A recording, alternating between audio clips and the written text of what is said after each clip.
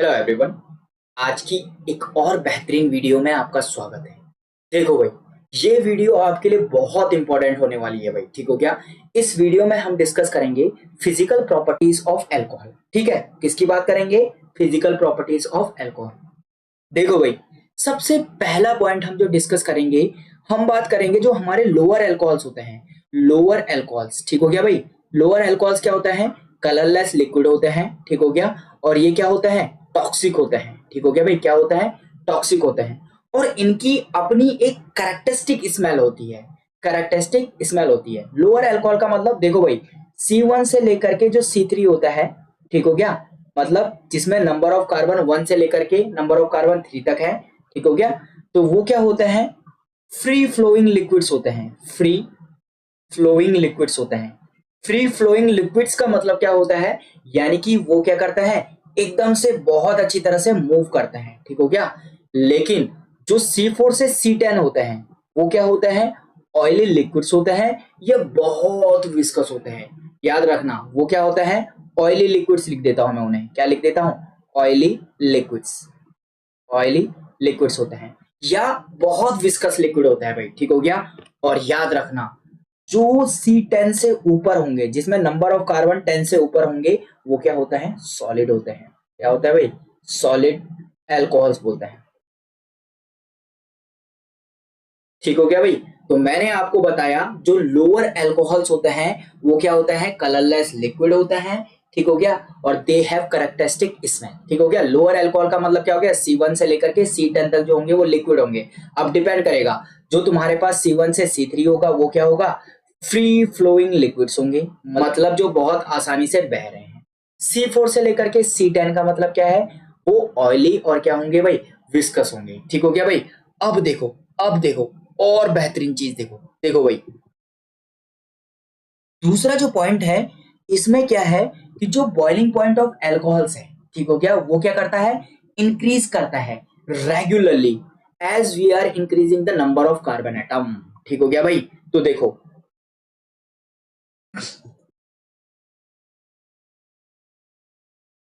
देखो भाई, याद रखना, मेरे पास है मिथेनॉल। तो मिथेनॉल में नंबर ऑफ कार्बन कितना है? 1। उसके बाद इथेनॉल में पहुंचा तो कितना हो गया? 2। ऐसी प्रोपेनॉल में पहुंचा तो 3। ऐसी क्या हो गया? 4। और फिर क्या हो गया? 5। ठीक हो गया? प्रोपेनॉल में 5 हो गया। और तुम यहां पर देखोगे तो जो इनका बॉइलिंग पॉइंट है वो भी रेगुलरली क्या हो रहा है भाई? वो भी रेगुलरली क्या हो रहा है? इंक्रीज हो रहा है। तो जैसे जैसे number of carbon atom increase हो रहे हैं, यानी कि मेथेनॉल से प्रोपेनॉल की तरफ को अगर मैं जा रहा हूं, तो number of carbon atom regularly increase हो रहा है। और बॉइलिंग पॉइंट भी यहां पर से देख रहे हो, 64 से 113 तक हो गया। इसका means as we are increasing the number of carbon atoms, ठीक हो गया, boiling points of alcohols also increased. ठीक हो गया भाई? अब रीजन क्या है? रीजन क्या है? याद रखना, जो रीजन है वो बहुत प्यारा है। बहुत प्यारा रीजन है भाई। देखो, देखो भाई, जैसे मैं मेथेनॉल से एथेनॉल की तरफ को गया और एथेनॉल से प्रोपेनॉल की तरफ को गया, ठीक हो गया भाई? तो क्या चीज इंक्रीज हो रही है? नंबर ऑफ कार्बन एटम तो इंक्रीज हो ही रहा है। याद रखना, सरफेस एरिया इंक्रीज हो रहा है। ठीक हो गया? याद रखना, मेथेनॉल का सरफेस एरिया कम था, एथेनॉल का और ज्यादा, इसका और ज्यादा, इसका और ज्यादा होगा और इसका और ज्यादा हो जाएगा। ठीक हो गया? तो सरफेस एरिया इंक्रीज कर रहा है। इसका मतलब जैसे जैसे मैं ऊपर से नीचे की तरफ को जा रहा हूं, याद रखना, मैथेनॉल से एथेनॉल, प्रोपेनॉल, ब्यूटेनॉल और पेंटेनॉल की तरफ को जा रहा हूं, तो याद रखना सरफेस एरिया इंक्रीज हो रहा है। ठीक हो गया? और याद रखना, याद रखना, जो सरफेस एरिया है, surface area is directly proportional to van der Waals force of attraction. Van der Waals force of attraction. ठीक हो गया भाई? इसका क्या मतलब हुआ? जैसे जैसे सरफेस एरिया इंक्रीज करेगा, van der Waals force of attraction increase करेगा, और van der Waals force of attraction increase करेगा तो बॉइलिंग पॉइंट वैसे ही इंक्रीज हो जाएगा। देखो देखो, मैं समझाऊंगा इसे। देखो, मेरे पास क्या है? ये दो छोटा मॉलिक्यूल है, ठीक हो गया, और ये दो क्या है? बड़े मॉलिक्यूल है। देखो भाई, जितना बड़ा surface area, van der Waals force of attraction उतना ज्यादा। तो बताओ, यहाँ पे वंडरवॉल फोर्स ऑफ अट्रैक्शन थोड़ा क्या होगा? कम होगा। जबकि यहाँ पे वंडरवॉल फोर्स ऑफ अट्रैक्शन क्या हो जाएगा? ज्यादा हो जाएगा। क्या हो जाएगा भाई? ज्यादा हो जाएगा। तो याद रखना, ये दोनों मॉलिक्यूल एक दूसरे से क्या है भाई? कम वंडरवाल फोर्स ऑफ अट्रैक्शन से क्या है भाई, जुड़े हुए हैं, इसलिए जैसे तुम इनको बॉईल करोगे ये जल्दी से भाग जाएंगे। इसका मतलब जो बीपी है, बॉइलिंग पॉइंट बीपी, वो क्या है, कम है। ठीक हो गया। लेकिन इस केस में ये जो दोनों मॉलिक्यूल हैं ये बहुत ज्यादा वंडरवाल फोर्स ऑफ अट्रैक्शन से जुड़े हुए हैं, तो जैसे ही इसको हीट करोगे ये बॉईल होगा लेकिन हाईयर टेम्परेचर पे। ठीक हो गया। इसका मतलब बॉइलिंग पॉइंट क्या हो जाएगा, इंक्रीज हो जाएगा। ठीक हो गया भाई। तो कंक्लूजन क्या निकला, जैसे जैसे हम नंबर ऑफ कार्बन एटम बढ़ा रहे हैं सरफेस एरिया इंक्रीज हो रहा है। सरफेस एरिया इंक्रीज हो रहा है का मतलब क्या है, वंडरवाल फोर्स ऑफ अट्रैक्शन बढ़ रहा है, और वंडरवाल फोर्स ऑफ अट्रैक्शन बढ़ रहा है तो इसका मतलब बॉइलिंग पॉइंट भी क्या हो जाएगा, बॉइलिंग पॉइंट भी क्या हो जाएगा भाई, इंक्रीज हो जाएगा। क्या हो जाएगा, इंक्रीज हो जाएगा।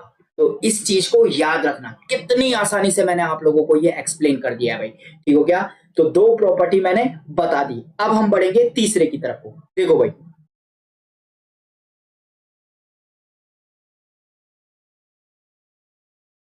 ये बड़ा इंटरेस्टिंग पॉइंट है भाई, याद रखना पेपरों में बहुत पूछा जाता है, बहुत ज्यादा पूछा जाता है, इसे बहुत ध्यान से सुनो भाई। देखो क्या है इसमें, इसमें बोल रहा है among isomeric alcohols as branching increases boiling point decreases। ठीक हो गया। याद रखना आइसोमरिक अल्कोहल का मतलब क्या होगा, केमिकल फॉर्मूला सेम होगा, समझ रहे हो, बट जो उसका स्ट्रक्चर है वो क्या होगा, डिफरेंट होगा। तो देखो भाई, हमने एक मॉलिक्यूल ले लिया, क्या ले लिया, C4। ठीक हो गया भाई। H कितने हैं, H गिनो, 3 तो 5, 5 दो 7, 7 दो कितना हो गया 9, और एक 10, सब में सेम ही है भाई, यानी कि H10, और इसमें क्या है, एक O है। ठीक हो गया। तो ये क्या था, ये मेरे पास केमिकल फॉर्मूला है। ठीक हो गया। इसके 3 पॉसिबल क्या है, एल्कोहलिक आइसोमर बन सकते हैं। सबसे पहले क्या है, 1 ब्यूटेनॉल, 2 ब्यूटेनॉल, और 2 मिथाइल 2 प्रोपेनॉल। ठीक हो गया भाई, ये 3 आइसोमरिक अल्कोहल बन सकते हैं। ठीक हो गया। फिर मैंने उसके बाद चेक किया कि इनके बॉइलिंग पॉइंट में क्या डिफरेंस है। ठीक हो गया भाई। और मुझे एक बहुत बेहतरीन बात पता चली, बहुत बेहतरीन। क्या बात पता चली भाई, मैंने देखा जैसे जैसे ब्रांचिंग इंक्रीज हो रही है, इसमें तो एक लाइन था। ठीक हो गया। यहाँ पे देखो एक ब्रांच बढ़ गया, और यहाँ पे तो क्या हो गए, यहाँ पे तो ब्रांचिंग क्या हो गई, बहुत ज्यादा हो गई, ब्रांचिंग हो रही है ना और ज्यादा। तो जैसे जैसे ब्रांचिंग इंक्रीज हो रही है, बॉइलिंग पॉइंट पहले कितना था 118, फिर कितना हो गया, और ब्रांचिंग बढ़ी तो 99, और ब्रांचिंग बढ़ी तो कितना हो जाएगा 83। ठीक हो गया। इसका मतलब ब्रांचिंग बढ़ने से बॉइलिंग पॉइंट क्या हो गया, डिक्रीज हो गया है, डिक्रीज हो गया है। रीजन, रीजन वही पुराना वाला लगाएंगे, वही पुराना वाला लगाएंगे। क्या रीजन लगाएंगे, याद रखना, वंडरवाल फोर्स ऑफ अट्रैक्शन। क्या बात करेंगे, वंडरवाल फोर्स ऑफ अट्रैक्शन। देखो भाई, देखो जैसे जैसे मैं 1 ब्यूटेनॉल से 2 मिथाइल 2 प्रोपेनॉल की तरफ को बढ़ूंगा, तो पहले मेरा सरफेस एरिया क्या था भाई, देखो भाई यहां पे मेरा सरफेस एरिया ये था पूरा, ये देखो भाई। फिर क्या हुआ, थोड़ा जो सरफेस एरिया था वो क्या हो जाएगा, कम हो गया। थोड़ा सरफेस एरिया क्या हो गया भाई, थोड़ा सरफेस एरिया क्या हो गया, कम हो गया। अब देखो यहाँ पे सरफेस एरिया क्या हो जाएगा, और कम हो गया। क्या हो गया भाई, सरफेस एरिया और कम हो गया। तो मैंने क्या बोला था, मैंने क्या बोला था, जो सरफेस एरिया है, surface area is directly proportional to van der Waals force of attraction, van der Waals force of attraction. अब देखो भाई, वंडरवॉल फोर्स ऑफ अट्रैक्शन के क्या है, प्रोपोर्शनल है। इसका मतलब क्या है, जैसे जैसे ब्रांचिंग इंक्रीज होती गई, सरफेस एरिया कम होता गया, वंडरवॉल फोर्स ऑफ अट्रैक्शन क्या हो गया, वंडरवॉल फोर्स ऑफ अट्रैक्शन क्या हो गया, कम हो गया। यानी कि सरफेस एरिया कम तो van der Waals force of attraction decrease होगा। इसका मतलब जो बीपी है वो भी क्या हो जाएगा, डिक्रीज हो जाएगा। बहुत बढ़िया।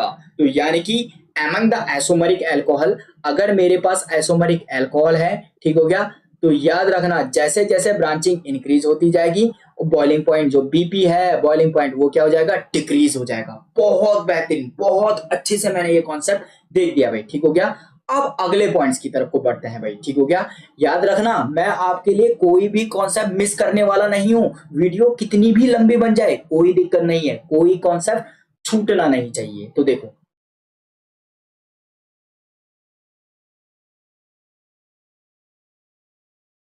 ये बेहतरीन पॉइंट है भाई, ये बेहतरीन पॉइंट है। देखो देखो, जो बॉइलिंग पॉइंट्स ऑफ अल्कोहल होता है much higher than those of the corresponding alkanes. भाई करस्पॉन्डिंग एल्केन्स का मतलब क्या होता है? देखो देखो, अगर मैं बात कर रहा हूं इथेन की, इसकी बात कर रहा हूं इथेन की, कितने कार्बन है? 2 कार्बन, ठीक हो गया। तो मुझे अल्कोहल भी क्या करना पड़ेगा? 2 कार्बन वाला एज्यूम करना पड़ेगा, यानी कि CH3 CH2OH, ये एज्यूम करना पड़ेगा। कंपेयर जब होता है बराबर के आदमियों में कंपेयर होता है, ठीक हो गया। अगर 2 कार्बन है, अगर 2 कार्बन वाला एल्केन है तो 2 कार्बन वाला अल्कोहल भी होना चाहिए। अगर मैं क्या ले रहा हूं? मीथेन ले रहा हूं, तो किसके करस्पॉन्डिंग उसको कंपेयर करूंगा? मेथेनॉल से कंपेयर करूंगा, ठीक हो गया भाई। याद रखना भाई, जो अल्कोहल्स होते हैं, ठीक हो गया, उनका जो बॉइलिंग पॉइंट होता है वो क्या होता है? हाइयर, ठीक हो गया। किससे हाइयर होता है? जो करस्पॉन्डिंग एल्केन्स होते हैं, ठीक हो गया। मैंने एग्जांपल लिया, क्या लिया? इथेन लिया और इथेनॉल लिया। तो देखो रीजन क्या है, अगर मेरे पास CH3 CH2OH क्या है भाई? अगर मेरे पास क्या है? अगर मेरे पास है इथेनॉल, यानी कि अल्कोहल है, तो याद रखना जो अल्कोहल के मॉलिक्यूल्स होते हैं, अल्कोहल के मॉलिक्यूल्स होते हैं, ये आपके पास एक कंटेनर है, आपने अल्कोहल इसमें भर रखा है, तो याद रखना ये जो अल्कोहल के मॉलिक्यूल्स होते हैं ये एक दूसरे से हाइड्रोजन बॉन्ड बनाते हैं। क्या करते हैं? हाइड्रोजन बॉन्ड बनाते हैं। देखो कैसे बनाएंगे, देखो ये क्या आएगा? HO CH2 और CH3। तो याद रखना हाइड्रोजन के मॉलिक्यूल आपस में किससे बंधे रहते हैं? हाइड्रोजन बॉन्डिंग से बंधे रहते हैं, ठीक हो गया। कौन सी बॉन्डिंग है? Hydrogen bonding. कौन सी बॉन्डिंग है? हाइड्रोजन बॉन्डिंग, ठीक हो गया भाई, हाइड्रोजन बॉन्डिंग। अब देखो जो एल्केन है उसमें किस टाइप की बॉन्डिंग है? देखो देखो भाई, मेरे पास ये इथेन है, ये इसका इथेन का दूसरा मॉलिक्यूल है, इन दोनों के बीच में क्या होता है? वंडरवाल फोर्स लगता है। कौन सा वंडरवाल फोर्स लगेगा? लंदन लंदन फोर्सेस लगेंगे, लंदन फोर्सेस, ठीक हो गया भाई। अब देखो, तो मैंने क्या बोला, अगर मेरे पास अल्कोहल थे तो उनके बीच में क्या थी? हाइड्रोजन बॉन्डिंग थी। अगर मेरे पास एल्केन्स थे, ठीक हो गया, तो उनके पास कौन सी बॉन्डिंग थी? Van der Waals force of attraction, wonder वाल फोर्स ऑफ अट्रैक्शन, ठीक हो गया। यानी कि लंदन फोर्सेस थे, लंदन फोर्सेस याद रखना वंडरवाल फोर्स का एक टाइप है, ठीक हो गया। तो बताओ कौन डोमिनेट है भाई? याद रखना हाइड्रोजन बॉन्डिंग हमेशा डोमिनेट होती है, किस पर? वंडरवाल फोर्स ऑफ अट्रैक्शन पे, ठीक हो गया। तो याद रखना किसके 2 मॉलिक्यूल अच्छी तरह से बंधे हुए हैं? अल्कोहल के मॉलिक्यूल अच्छे से बंधे हुए हैं, ठीक हो गया। जो अल्कोहल के 2 मॉलिक्यूल हैं वो एक दूसरे से बहुत अच्छे से हाइड्रोजन बॉन्डिंग से बंधे हुए हैं। तो याद रखना जब तुम इसको क्या करोगे? बॉईल करोगे, तो ये दोनों मॉलिक्यूल एक दूसरे को छोड़ करके वेपर स्टेट में इतनी आसानी से नहीं जाएंगे, बहुत हीट करना पड़ेगा। इसका मतलब बॉइलिंग पॉइंट क्या हो जाएगा? ज्यादा होगा, ठीक हो गया। तो इसीलिए मैं बोल रहा हूं कि जो अल्कोहल होते हैं उनका बॉइलिंग पॉइंट क्या होता है? हाइयर होता है as compare to the corresponding alkanes. बहुत अच्छे से समझ में आ गया होगा आप लोगों को, ठीक हो गया। और लास्ट पॉइंट भी बेहतरीन तरीके से आप लोगों को समझा देता हूं। जो लोअर अल्कोहल्स होते हैं, कौन से लोअर अल्कोहल? C1 से C3 की बात कर रहा है ये, ठीक हो गया। वो क्या होता है? Are completely soluble in water, वो वाटर में क्या होते हैं? कंप्लीटली सॉल्युबलाइज होते हैं, ठीक हो गया। As we go higher in the series, अगर तुम सीरीज में ऊपर की तरफ को जाओगे, यानी कि C3 से C4, C4 से C5 की तरफ को जाओगे, तो वाटर सॉल्युबिलिटी फॉल्स रैपिडली। जो वाटर सॉल्युबिलिटी है वो क्या कर जाती है? गिर जाती है, ठीक हो गया। याद रखना एक पते की बात बताता हूँ। केमिस्ट्री में जब जब सॉल्युबिलिटी की बात आती है तब तब याद रखना हमेशा हाइड्रोजन बॉन्डिंग देखा जाता है, किसके साथ? वाटर के साथ। अगर कोई मॉलिक्यूल है और ये वाटर के साथ क्या कर रहा है? हाइड्रोजन बॉन्ड बना रहा है, तो याद रखना वो मॉलिक्यूल हमेशा वाटर में सॉल्युबलाइज रहेगा, ठीक हो गया। तो ये मैंने आपको बता दी पते की बात। तो देखो भाई, देखो जो लोअर अल्कोहल्स होते हैं वो वाटर में सॉल्युबलाइज होते हैं, इसका मतलब जो लोअर अल्कोहल होते हैं ROH, ठीक हो गया। ये R क्या होगा? ऐसा एल्किल ग्रुप होगा जिसमें या तो 1 कार्बन होगा, या तो 2 कार्बन होगा, या तो 3 कार्बन होगा, इससे ऊपर नहीं, ठीक हो गया। तो जो लोअर एल्कोहल्स होते हैं C1 से C3 वो क्या करते हैं, वाटर के साथ हाइड्रोजन बॉन्ड बनाते हैं, हाइड्रोजन बॉन्ड बनाते हैं, इसलिए वाटर में क्या करते हैं, सोल्यूबलाइज रहते हैं, क्या करते हैं, सोल्यूबलाइज करते हैं। ठीक हो गया। लेकिन लेकिन अगर मैं हाइयर हाइयर एल्कोहल्स की तरफ को जाऊं तो याद रखना ये जो एल्किल ग्रुप है वो क्या हो जाता है, लंबा होने लगता है, CH3 CH2 CH2 लंबी चेन बनने लगती है, CH2 CH2। ठीक हो गया। और याद रखना इसकी वजह से जो OH ग्रुप है वो वाटर के साथ हाइड्रोजन बॉन्ड इतनी आसानी से नहीं बना पाता है, नहीं बना पाता है, जिसके कारण वो वाटर में सोल्यूबलाइज नहीं होता है। ठीक हो गया। तो ये वाला जो पार्ट है, ये पार्ट क्या होता है, हाइड्रोफोबिक होता है, मतलब वाटर में रहता ही नहीं है, ये टेल है भाई, टेल। याद रखना लोअर अल्कोहल में सॉल्युबिलिटी अच्छी है क्योंकि वो वाटर के साथ हाइड्रोजन बॉन्ड बना दे रहे हैं, लेकिन जैसे हम हायर अल्कोहल्स की तरफ को गए तो हायर अल्कोहल्स में क्या हुआ, उसमें जो एल्किल ग्रुप है याद रखना उसकी लेंथ बढ़ती रही, यानी कि हाइड्रोफोबिक जो चेन लेंथ थी वो इंक्रीज होती रही। और याद रखना वाटर के साथ OH ग्रुप हाइड्रोजन बॉन्ड नहीं बना पाता है, जिसके कारण सोल्यूबलाइज नहीं होता है भाई। ठीक हो गया। तो होप आप लोगों को ये कॉन्सेप्ट बहुत बेहतरीन तरीके से समझ में आ गया होगा भाई। तो इस वीडियो में इतना ही। Thanks for watching. Happy learning.